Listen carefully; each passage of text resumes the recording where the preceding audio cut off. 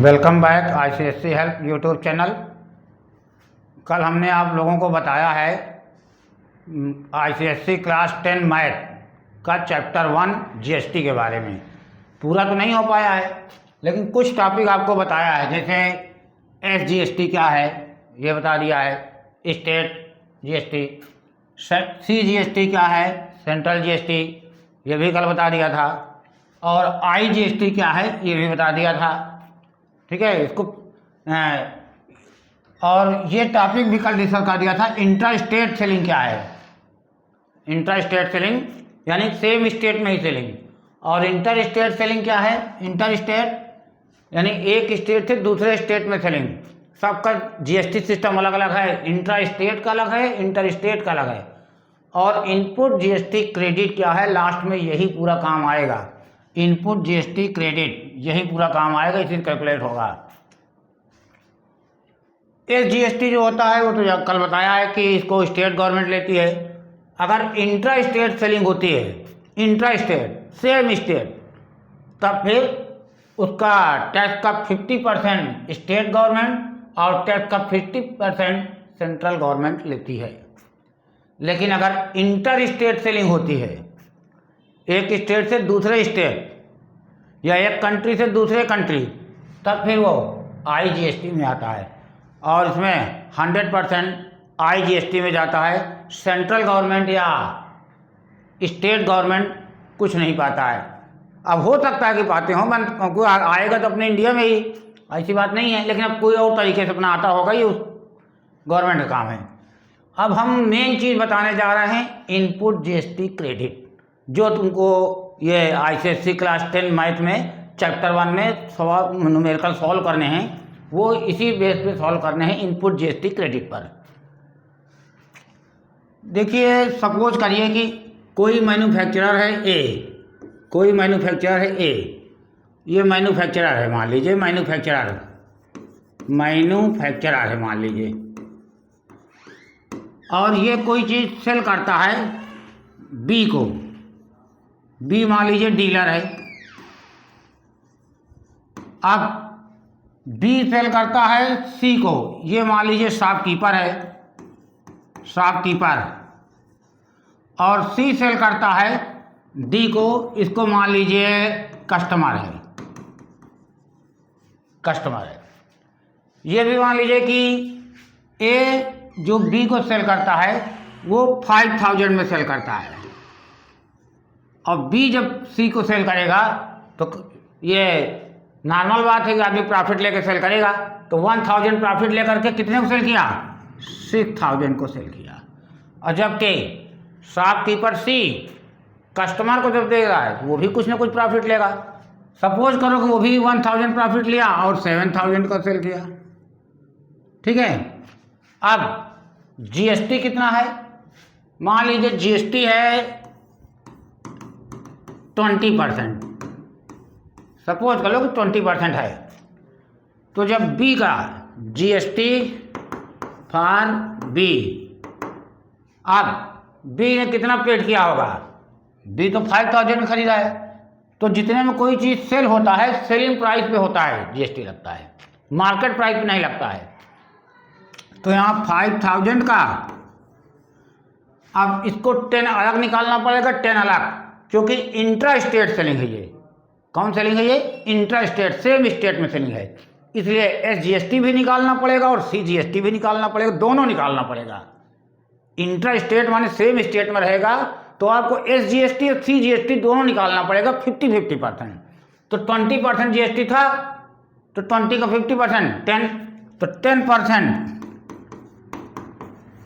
जो है मान लो ये निकला और 10% वो निकलेगा, दोनों को सेम ही आएगा, लगभग 500 आया।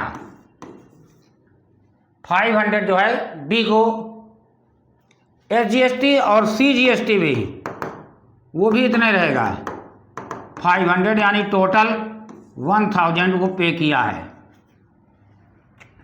कौन, बी।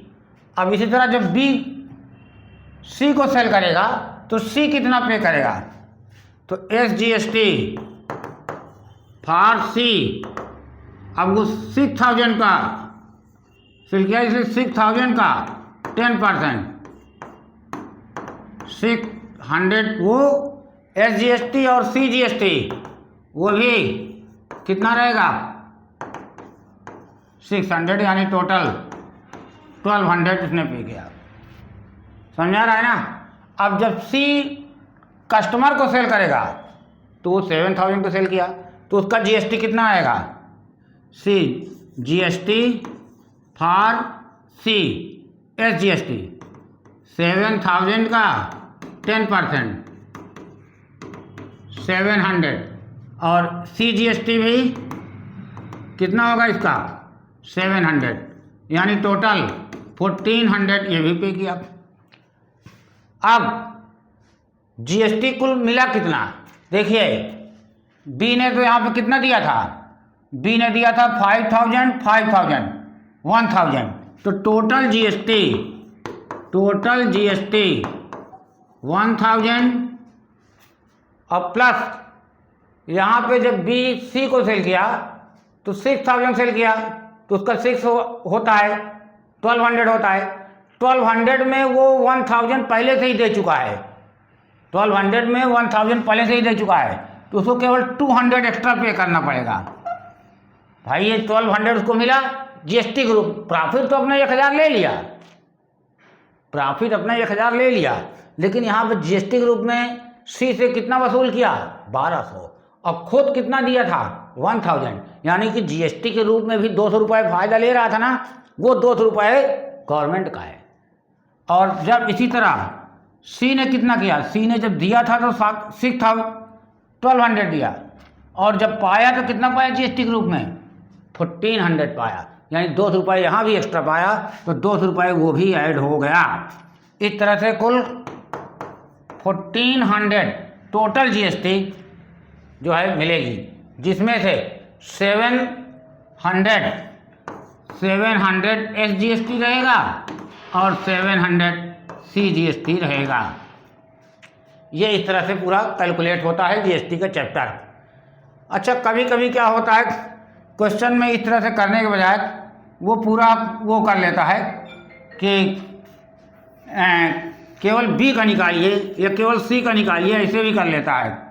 कभी कभी करने के बजाय ये भी कर लेता है केवल B या C का निकालिए, तब कैसे निकलेगा, या केवल A का निकालिए या केवल D का निकालिए, ऐसे क्वेश्चन भी आते रहते हैं। ये तो इकट्ठा निकाला गया है कि टोटल GST कितना government pi.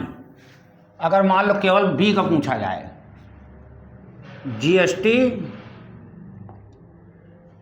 GST paid by B, तो इसका होता है output GST minus input GST। Output कितना किया था B ने 6,000 का 10% 600 और इनपुट कितना किया रहा, ये इनपुट है जब खरीदा था तो 5,000 का 10% 500, यानी कितना 100 रुपये वो SGST और इस तरह CGST भी 100 रुपये ही पे करेगा।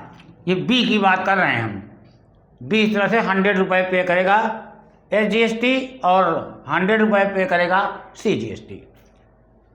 यानी कहने का मतलब ये है कि जो जितना तुम टैक्स दे के आए हो भैया यहाँ पे, अब तुम तो यूज कर नहीं रहे हो, तुम तो एक चेन हो चेन, तो तुम अपना प्रॉफिट तो 1,000 ले ही चुके हो और यहाँ पे 500 रुपये जो उसको टैक्स दिया था A को, तो जब अपना B से C को सेल कर रहे हो तो तुमको टैक्स के रूप में मिला 600, तो ये 500 अपना काट लीजिए, लेकिन जो 100 रुपये एक्स्ट्रा मिला टैक्स के रूप में वो अपना प्रॉफिट 1,000 रखिए अपने पास, लेकिन जो एक्स्ट्रा उससे ले लिया, क्योंकि आप सेलिंग प्राइस पे ले रहे हैं रेट, तो आपको 600 मिल रहा है तो वो 100 रुपये हमको दे दीजिए।